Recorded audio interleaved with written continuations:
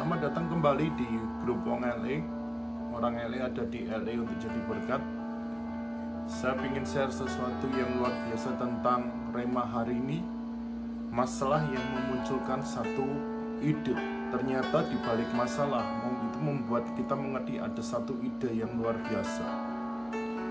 Amsal 30 ayat 24 sampai ke 26 mengatakan ada 4 binatang yang terkecil di bumi, tapi yang sangat cekatan, yaitu adalah apa? Semut, bangsa yang tidak kuat, tapi yang menyediakan makanan di musim yang panas.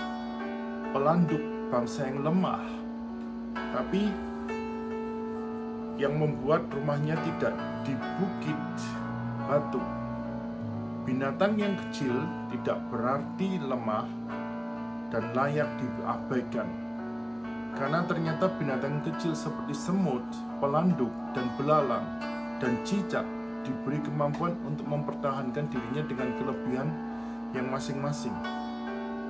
Allah mengaruniakan, menganugerahkan kemampuan kepada manusia melebihi semua ciptaan yang ada, yang lain, sehingga manusia dapat mengendalikan, menggali, menggunakan dan mengembangkan kemungkinan-kemungkinan yang ada, sehingga kita bisa menemukan jalan keluar dari masalah-masalah yang ada dalam kehidupan ini. Di awal abad 20, Anderson yang berasal dari Alabama ini sengaja meluangkan waktunya untuk mengunjungi ke kota New York, Amerika Serikat. Saat itu New York mobil yang belum begitu banyak. Anderson menggunakan tram untuk mengelilingi kota New York. Saat tengah badai dalam tram, ia melihat sang sopir berhenti untuk beberapa menit, kemudian keluar dari tram untuk menyeka salju yang menyelimuti kaca depan tram itu. Saat itu New York tengah mengalami musim dingin. Setelah ia perhatikan, ternyata semua sopir mobil melakukan hal yang sama seperti yang dilakukan oleh sopir tram yang tengah naik tadi. Setibanya di rumah, Anderson kemudian merancang sebuah alat yang bisa melekat pada kaca kendaraan sehingga sopir tidak perlu turun untuk membersihkan kaca salju atau air hujan menutupinya.